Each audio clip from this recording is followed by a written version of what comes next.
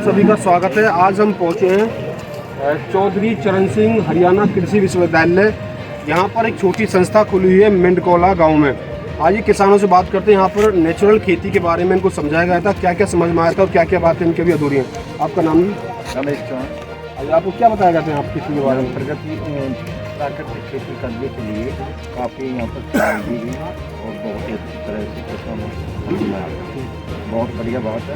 बीमारी और जो ये हम बीमार चल रहे हैं, प्राकृतिक खेती करेंगे तो इससे हमें छुटकारा मिलेगा। आपको लगता है कि लोग कर पाएंगे खेती? क्या क्या समस्या है लोगों को?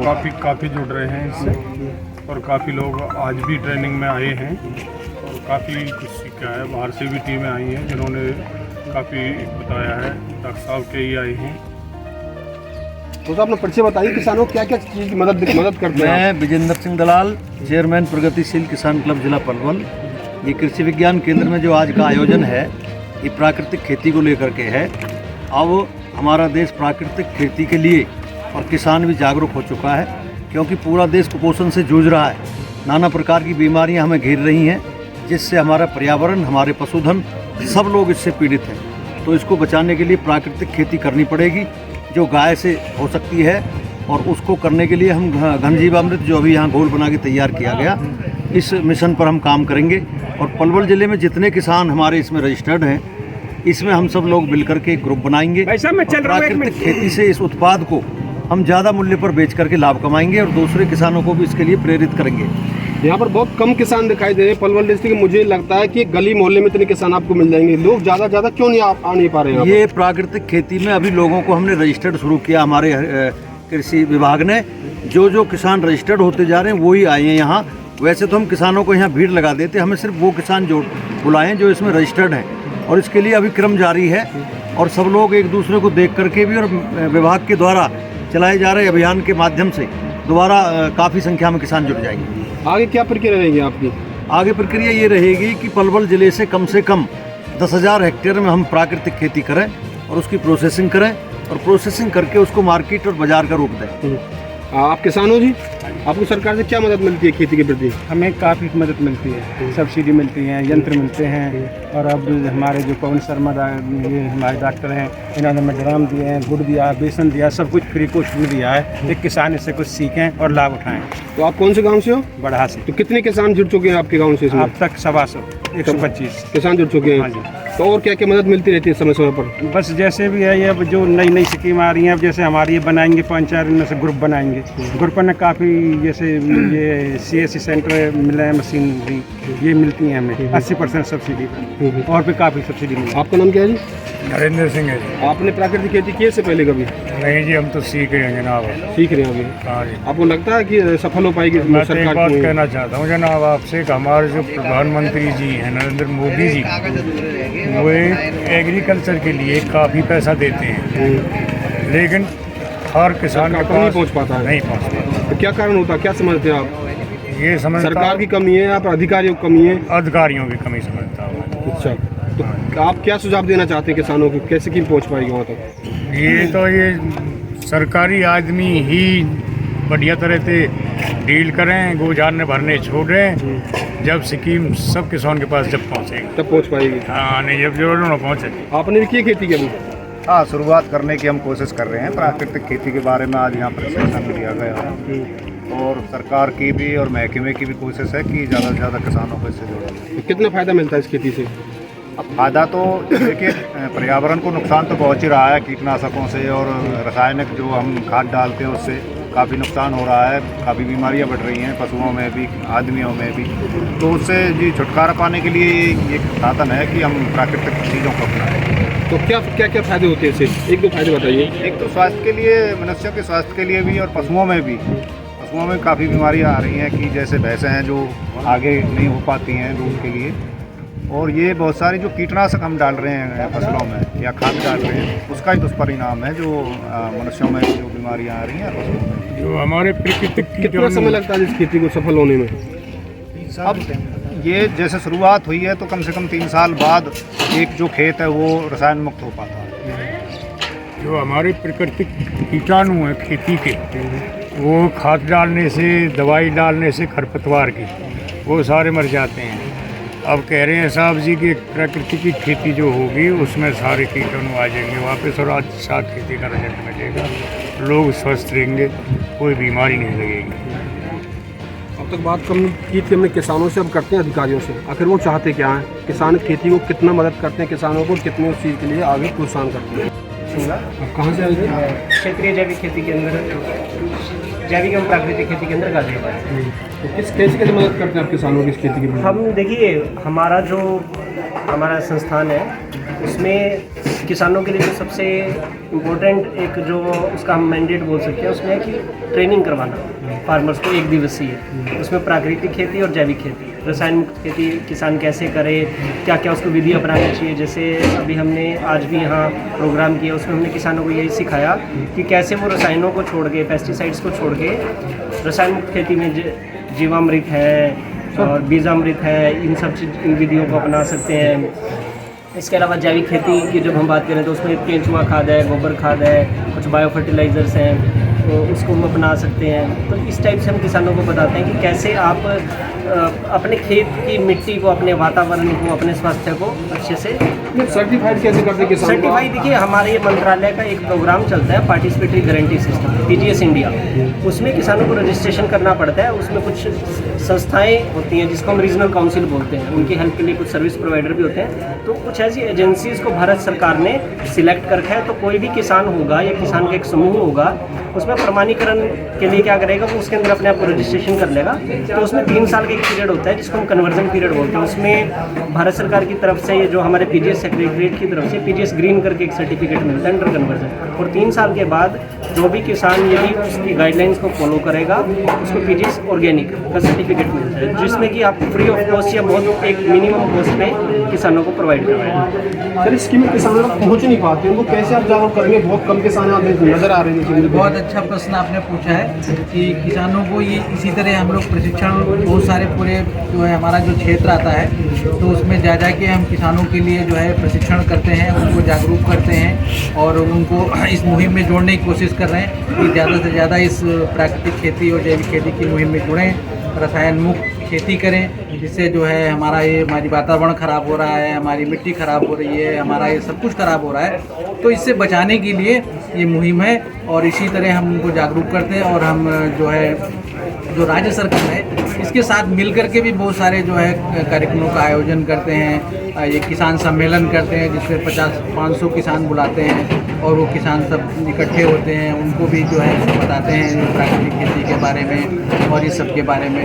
तो इस तरह जो है हम इस मुहिम को आगे बढ़ा रहे हैं, किसानों को जागरूक कर रहे हैं जिससे ये लाभ ले सके और ये जो उनका पैदावार जो है बढ़े, लागत कम हो। क्योंकि सबसे ज़्यादा किसानों के की लागत ज़्यादा होती है, पैदावार होती है तो उनका बचत कुछ नहीं होता है। तो उसके तहत जो है लागत उनकी कम आए, पैदावार ज़्यादा हो, जिससे किसानों का मुनाफा हो सके।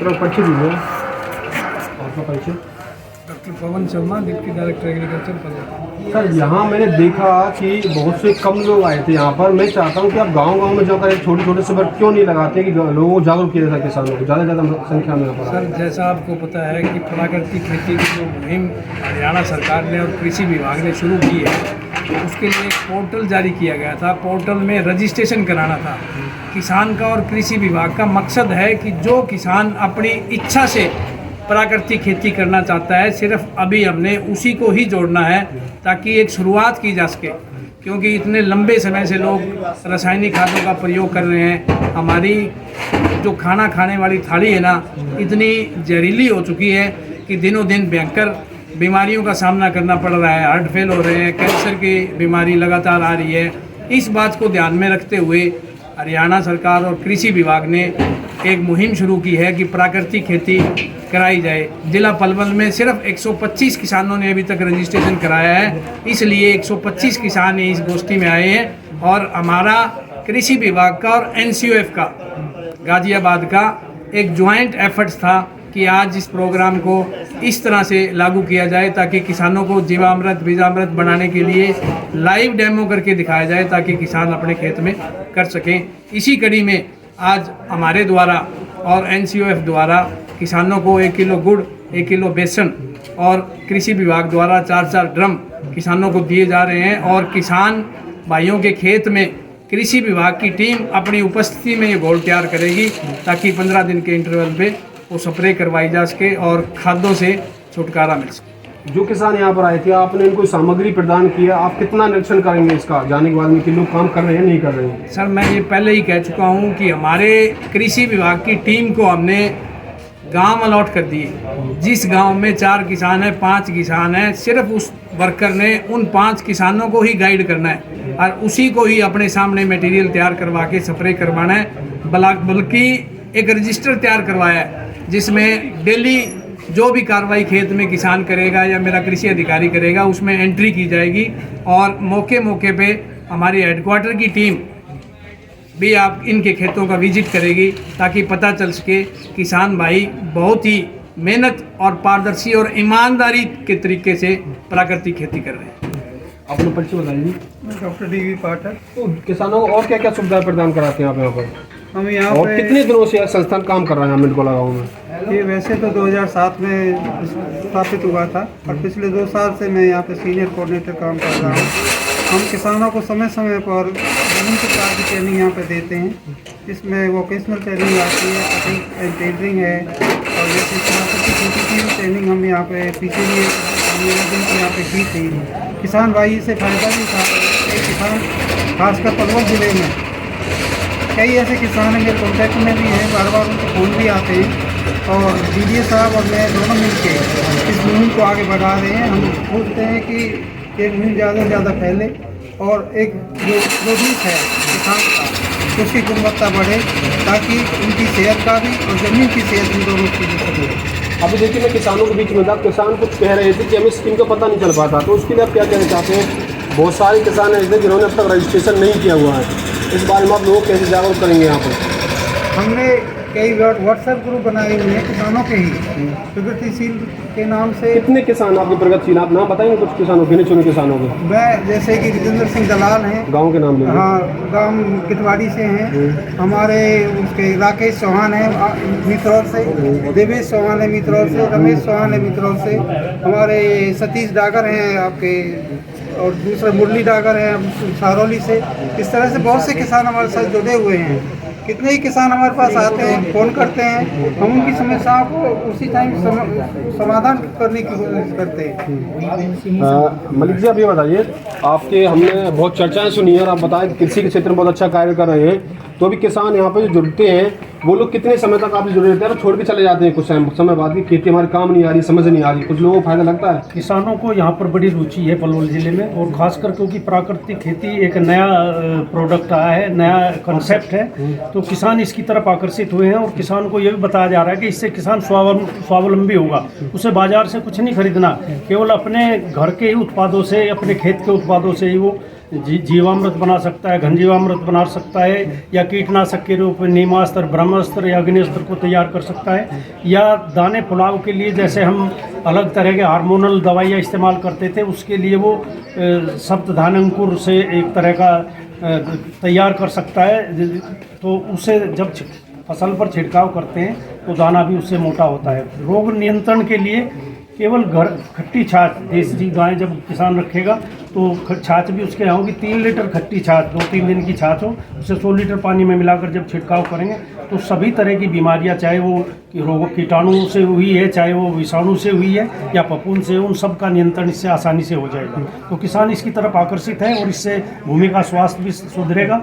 एक इसकी विशेषता ये है कि जहाँ जैविक खेती में पहले 3 साल उत्पादन कम होता था, प्राकृतिक खेती की एक विशेषता है कि इसमें पहले साल से ही पूरा उत्पादन मिलेगा। और इसमें जो कृत्रिम केंचुआ है जिसे हम बाहर से मंगाते हैं, विदेशी केंचुआ, उसकी भी इसमें आवश्यकता नहीं होती, देसी केंचुए को इसमें प्रोत्साहन दिया जाता है।